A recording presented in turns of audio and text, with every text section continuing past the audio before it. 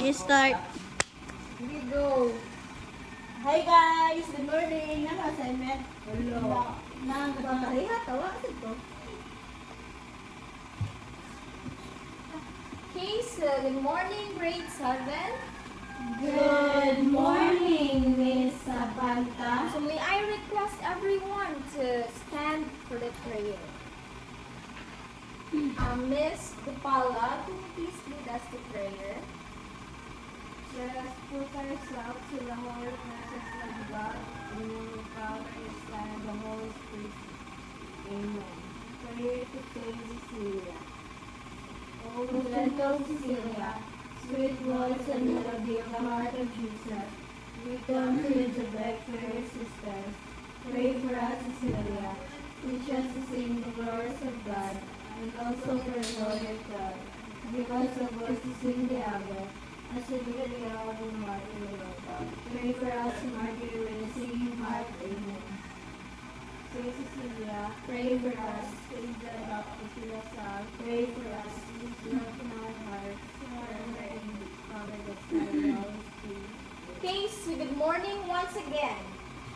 Good morning, Miss Samantha. Okay, so before you take your seats, can you please pick up the pieces of papers and plastics under your chairs? Align the chairs properly so that we can start our class. Okay, you may now take your seat. So who is the secretary in this class? Dupalag.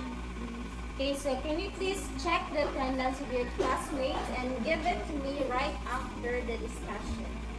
Okay? So, how are you feeling today? Very good. So give me a thumbs up if ready not to learn. Okay. So before we delve to our new topic, let us have a recap first. So what we discussed last meeting? History of contemporary period. Okay, so we discussed about the history of contemporary period. So now I want you to think of a word that is related to the topic that we talked last meeting. Okay, let's start with Miss Dupala. Culture. How about you, Miss Latorza? Contemporary. And Miss Juan Contilia? History. Okay, so since we are done discussing the history of the temporary period, at this point, we'll have an activity. So this activity is called genre mashup. So can you please read the direction? Move around the room to find a person whose scar matches yours. One pair present your genre and gives description to the class. So nakasabot ra sa direction? Yes. Okay, so I'm going to distribute this one and you will find the pair of it.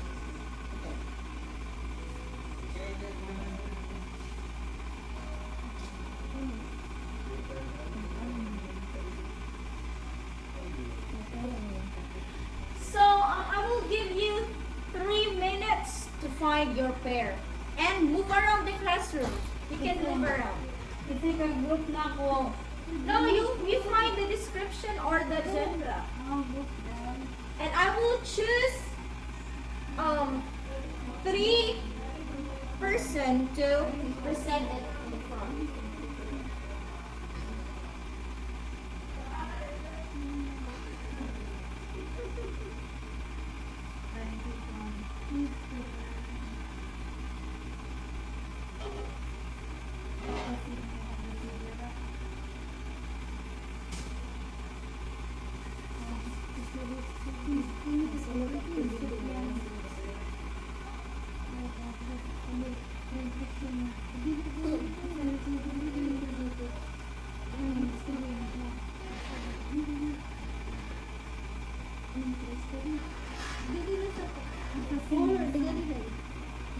sa nakuan.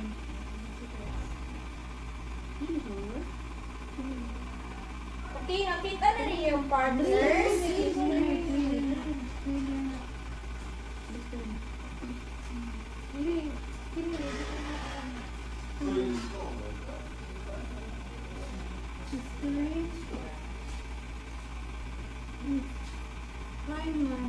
Okay, 2 minutes left. Okay, please settle down.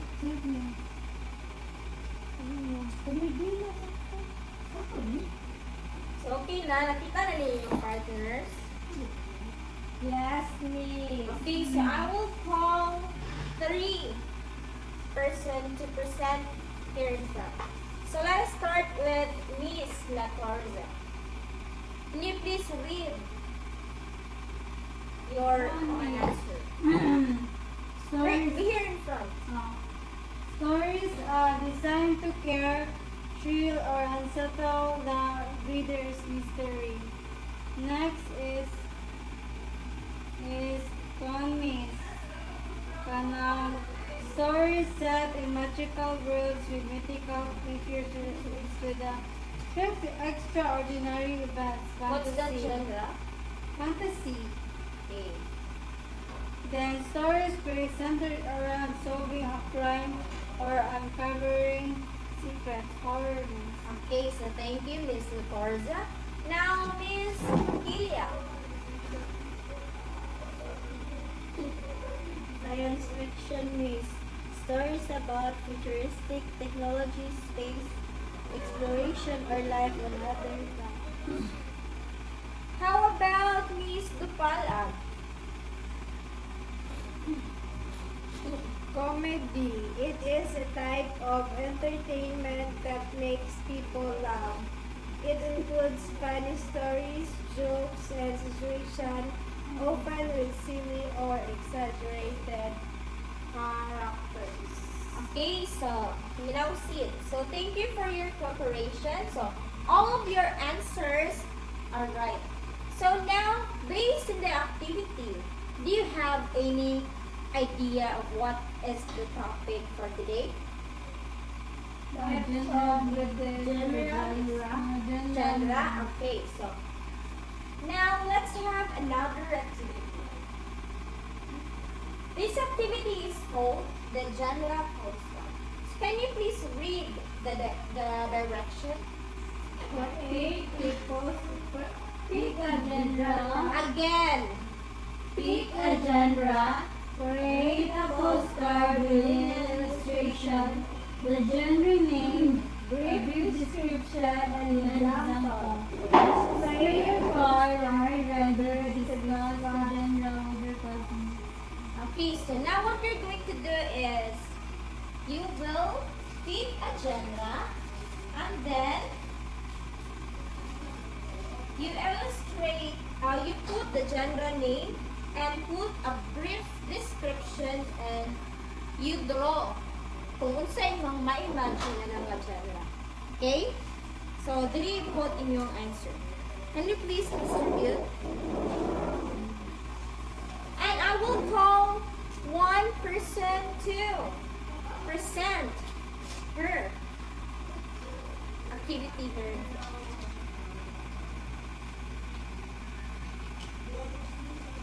I will be giving you 10 minutes to do the activity.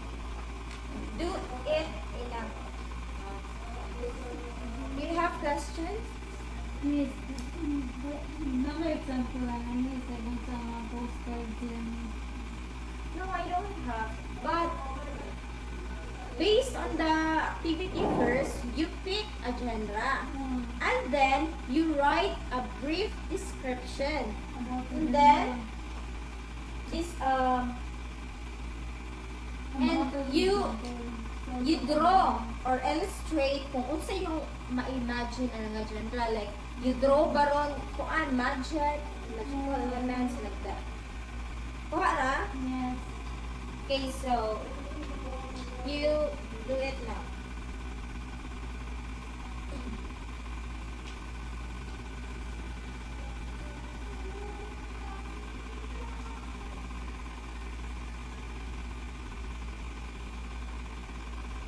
Okay,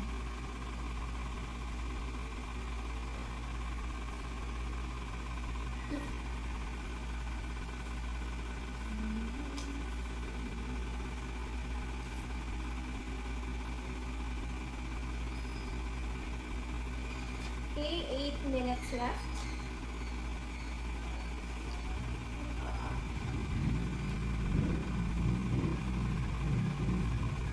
Okay. Apit na ba mahuman? Ano, miss? Yes, please, madam. Okay. Be prepared, ha? I need volunteer to read their word here in front.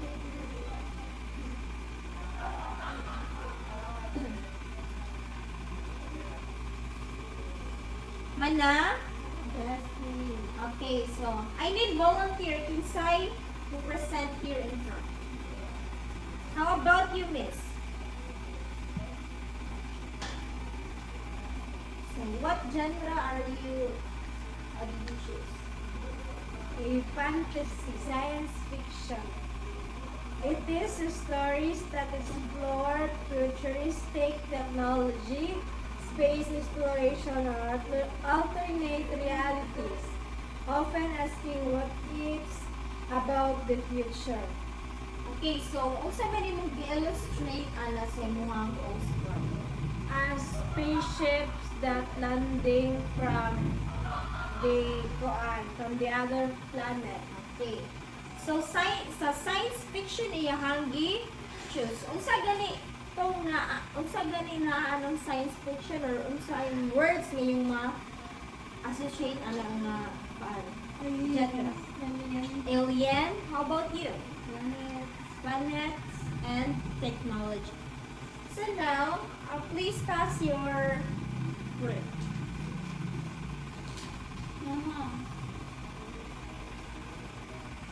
So since we're done with the activity, now let's start our discussion. So the first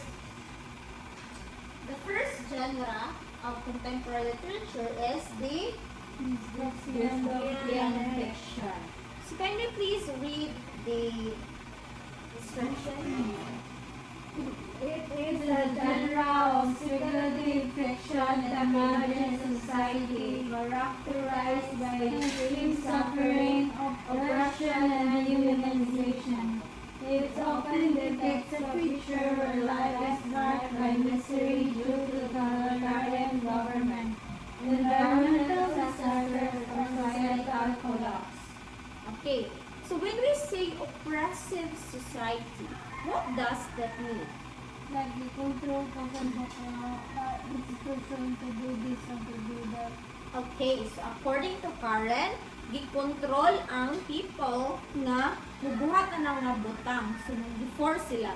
So, ang galing dystopian fiction, it shows how people survive or fight against the government. Kay, wala man sila yung freedom. Wala sila yung voice kay gikontrol sila. So, have you seen the Hunger Games? Are you listening? Yes. Okay. Have you seen the movie The Hunger Games? Yes. Yes. Okay, so in the movie, ano makaingon mo nga kuan siya, dystopian fiction siya. Kay quantum is kanang gi-force na lang ang pinilid na mo play na nga game for survival. Okay, very brilliant idea, Miss Karen. So kaning Hunger Games kay ang katong mga children kay gi-force sila nga mo-appeal ana nga duwa. So kaning Hunger Games kay mahimo ni siyang entertainment for the rich people. So gi-force sila nga mag-fight to each other until usa nila ay mahibilin. So mo ni siyang na dystopian fiction siya. Sabot ra? Yes. Now let's proceed to the magical realism. Can you please read, Miss Julia? Magical realism is a literary genre that combines realistic elements with magical or fantastical appearances, treating the extraordinary as a natural part of everyday life. Okay, so based on your readings, do you have any idea of what is magical realism? It's about magic myths, like for example sa Encantadia. Ginanamos din mga power stars, so ito lang na kami. Okay, so for example, coming story, 100 Years of Solitude by Gabriel Garcia Marquez. So sa kanit diri kay ang mga tao kay float na sila sa clouds, but sa ilaha kay natural na siya, ordinary na siya. So di na sila big deal. So wala ang magical realism. Sabot ra, am I too fast? No. Okay, so let's now proceed to the psychological thriller.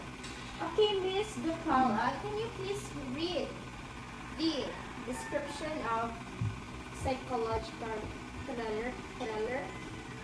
Psychological thriller is a type of story that focuses on the thoughts and emotions of each character, creating suspense through their mental struggles rather than physical action. So, any idea? Parang muna siya battle of mental struggles.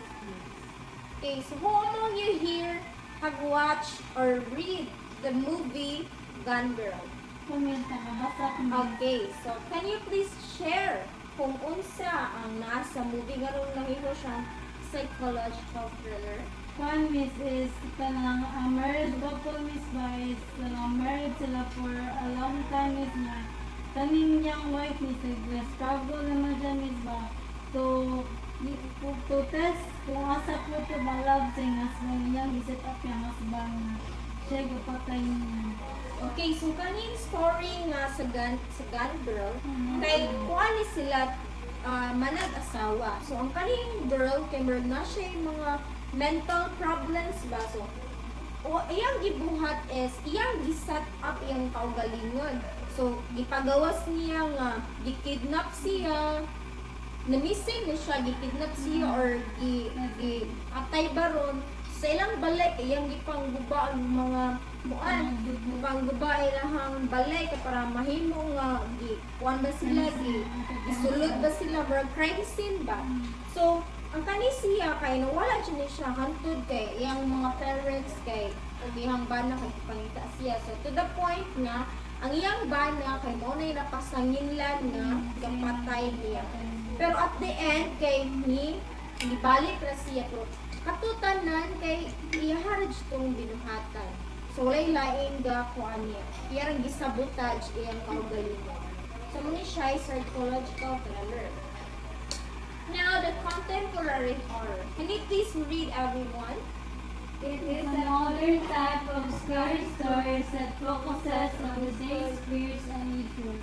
It often includes things like technology, personal identity, and societal problems. So, for example, ang contemporary horror is the Babadook 2014. So, about ni siya sa single mother, which is Amelia, and her son, Samuel, who find creepy children's book called Mr. Babadook. So, nakakita ning bata o katong libro nga ang pangan Mr. Babadook. So, upon ka nang reading it, nanay mga strange things nga nahitabo. Like, nanay mga horror things nga nahitabo during sa iyang pag-read atong nga book. So, wala siya example sa contemporary horror. Okay na? Yes. Understood na? Okay. Now, let's proceed to the chick lit. So, can you please read? It is a genre of fiction primarily targeted at young to middle-aged women, often written by female authors. It typically features female protagonists navigating personal romantic challenges, focusing on themes like friendship, struggles, and self-discovery. So, when we say chick lit, what comes in your mind? Karen? Mga readers siya mabasa like mga readers siya sa age na middle age, young to middle age. Young It can be. So how about Miss Dupala?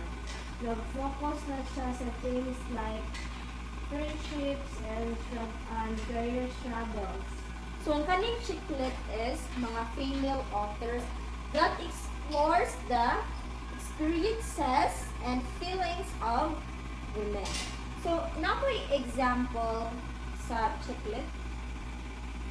Do you have any example? Bridget Jones' Diary. Okay, so what is in that book or story? It's about a woman navigating love and life. Okay, so sabot ra ko sa ang chiclet. Yes. Okay. Now, speculative fiction. Can you please read? It's a broad literary genre that includes stories with supernatural, fantastical, or futuristic elements. So, broad rin siya. So, ang kaning speculative fiction na include diri ang science fiction. So, what we talk ganiha, unsa ganitong science fiction? It talks about Space, robot, or technology, something like that. How about fantasy? Percy, Platonian. Okay. So, it is kananay mga magical or mythical elements. Like Harry Potter. Like sa Harry Potter. So, can you please tell me kung asa kadapit na makaingon ka nga fantasy ang atong Harry Potter? Pag nakadawat ka siya bang niya, wrong ka niya, mga points niya. Okay, so very brilliant idea, Miss Karen. Please give her a clap. Kamrad si Miss Karen kay she's a reader. Wow, amazing. Okay, so since we're done discussing, before I end the discussion, can you please enumerate the literary genre? First is the Speculative Fiction. fiction diary. Tapos, Magical magical realism. Dystopian. Dystopian. And then Psychological psychological thriller. thriller, Alternate. and Okay. secret. So, narabay nasabtan sa discussion. Yeah. So, it's not a mess. So, I think ready na mo sa tuwang quiz. So, our activity is identifying literary genre.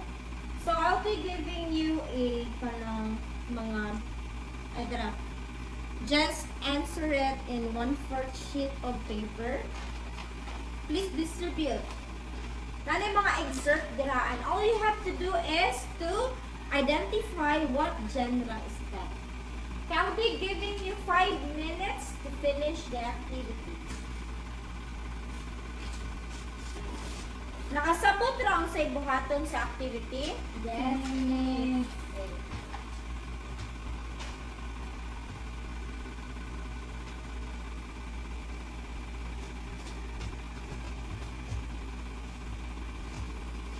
So, 5 minutes lang kung ihatag ha.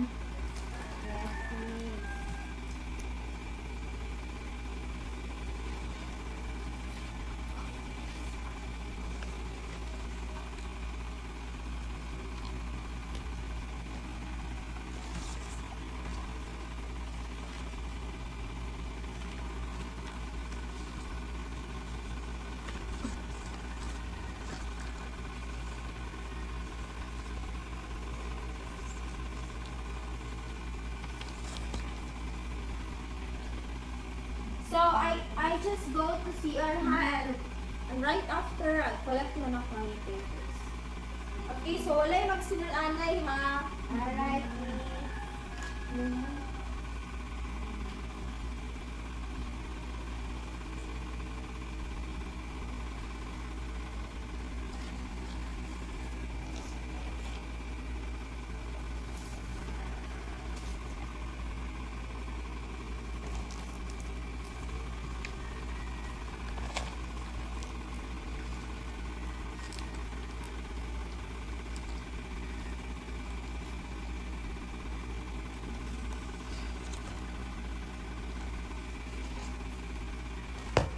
Okay, so continue sa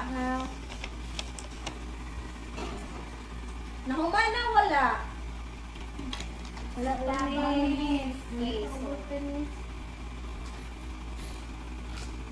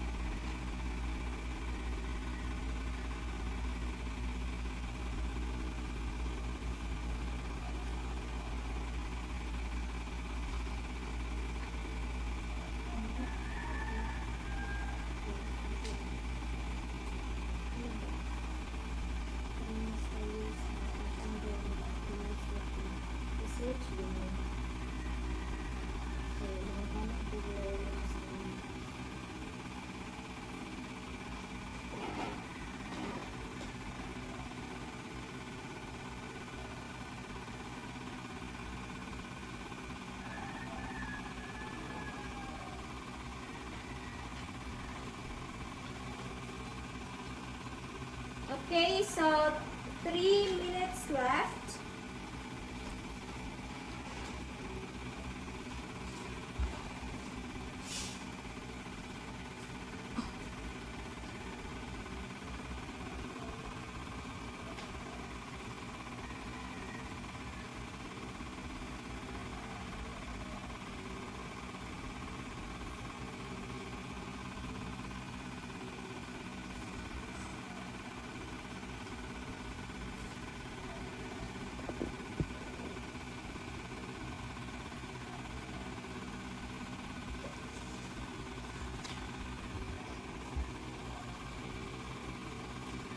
Okay, so hapit na ba naman?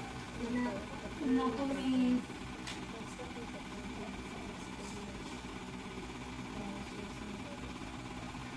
Okay, so kinsa yun humana na? Ako, miss.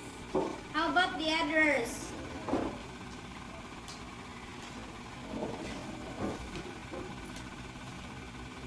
Okay, so at this point, we'll have another activity. So for the assessment, so we'll be giving you the story, The Passenger by Luis Joaquin M. Categba. And what you're going to do is to write a reflection. So did you bring your notebook? Yeah, miss. Ako, Why miss, did you wala. bring? Why did you not bring? Nalimot ko, miss. Okay, just put it in yellow pad paper.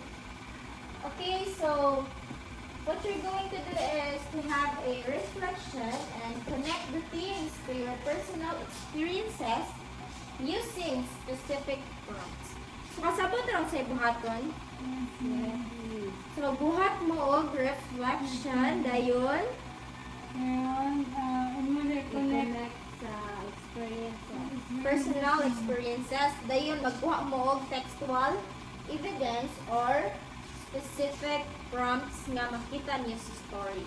So I will be giving you 15 minutes to read the story, and afterwards I'll answer the reflection.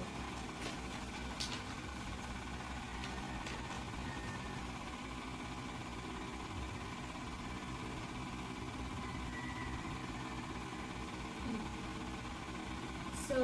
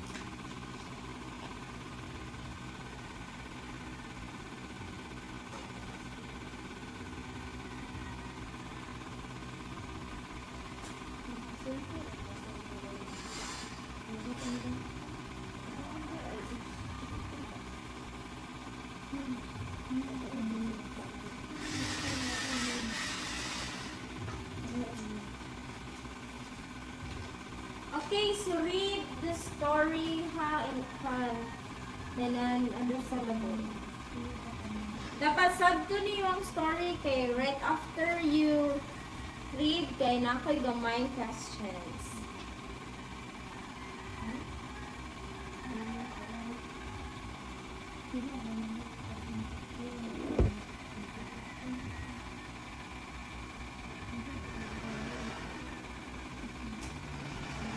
Okay, so since gatabi naman lagi ang uban, malang mo buhat. Wala ko miss. Nawala na siya. Kung anong ga-share naman mag-answer. Ako na. Nakasabot ra sa story. Okay. Kaya ako'y gamay question.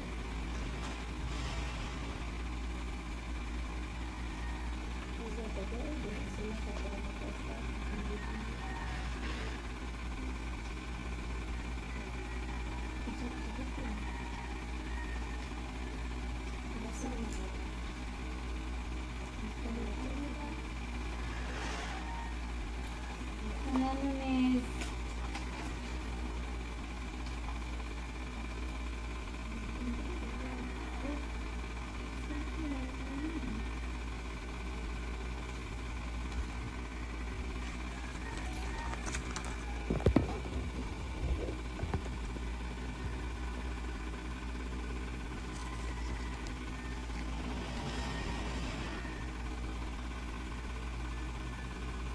So, medyo taas ang story, no? Pero, nasabtan ra. Miss. Okay, sige. Duet na.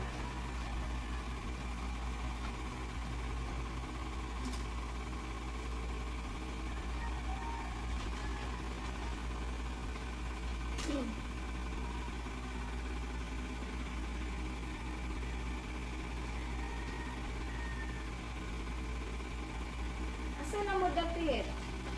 Sa kwanto miss. Kaya bumato nga po sa story miss. Read it quietly, Make sure na nasabtan ninyo ang story.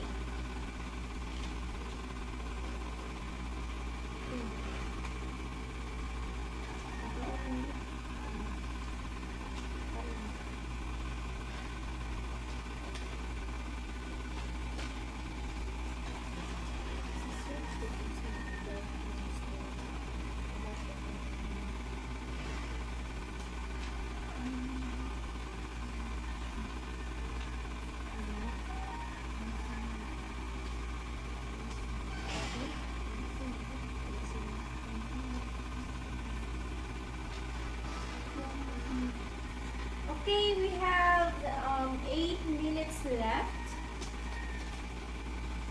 to finish your work.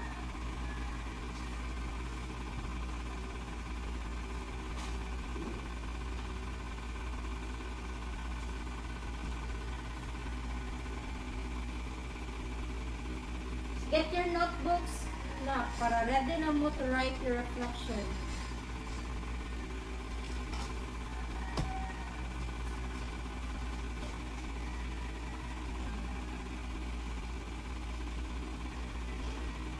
Okay, managbasa.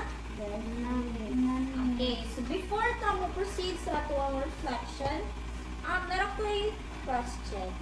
So, what have you learned sa story nga, ano ito yung title? Passenger. By? Joaquin Kaiba. Okay, so, based sa inyong readings, sa malimuhang nasabta or sa inyong learnings. So, let's start with Miss Dupalan. Miss, despite every struggles and challenges that will come into our way, if we choose to stay strong, everything will be alright. Okay, so very well said, Miss Aiza. So, despite sa katong mga struggle nga itong ma-encounter, dapat we should remain brave. Okay, so how about Miss Latorza? Kuan siya, miss. Ako na kuan, miss, is forgiveness, miss. Learn to forgive, miss. Kuan, if na, taong ba, nakasal mo, learn to forgive. Okay, so nindot sad nga learnings nga we should forgive people nga nakasala nato, no? And how about Miss Pontilia? Finding meaning in Finding meaning of what? Mohang self. Okay. Okay, so as I can see nga nagbasa jud mo nga sa iyong as a story and listen, nagbasa jud mo sa story and you jud comprehend maayo ang story. So now ready na ba mo to write sa reflection? Yes. Okay, so please sugod na sa inyong reflection. Okay, I will get the papers at 2:50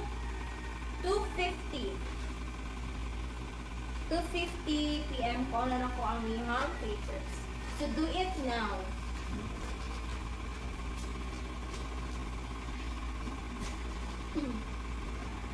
I will collect your notebook.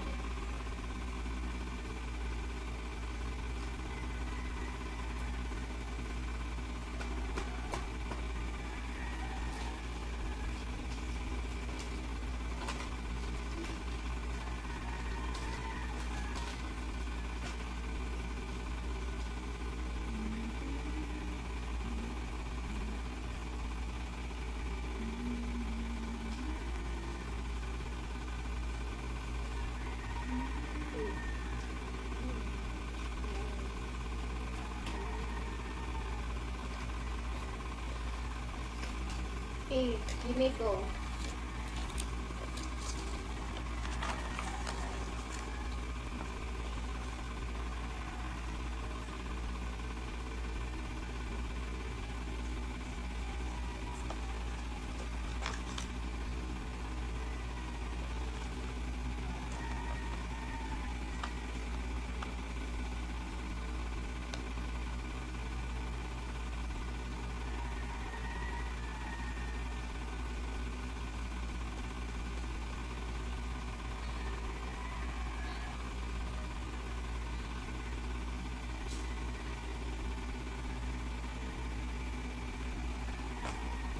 Okay, finish na? Marami. Okay, so please pass your notebook.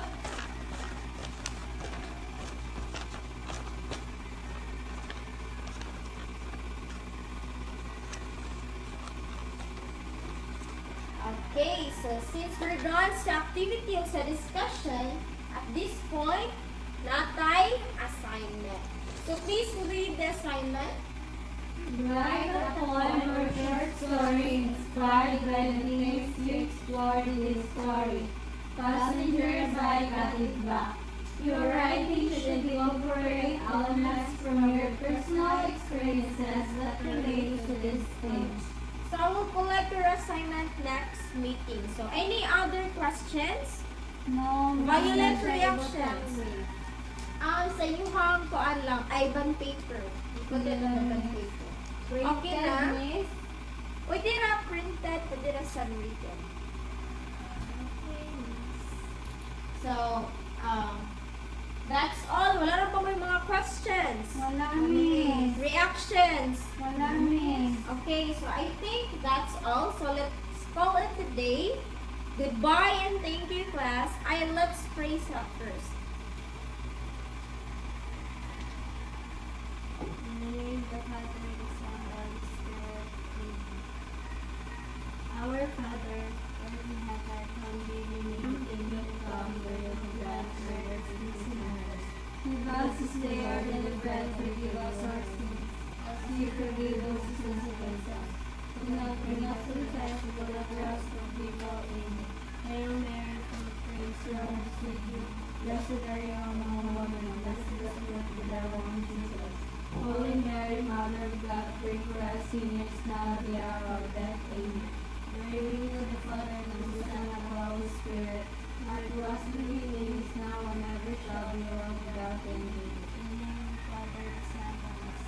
Okay, goodbye and thank you, class. Goodbye and thank you, Miss Akanta. Okay, so please don't forget your assignment, Yes, Miss. Wait for your next teacher. Bye. Bye, Miss.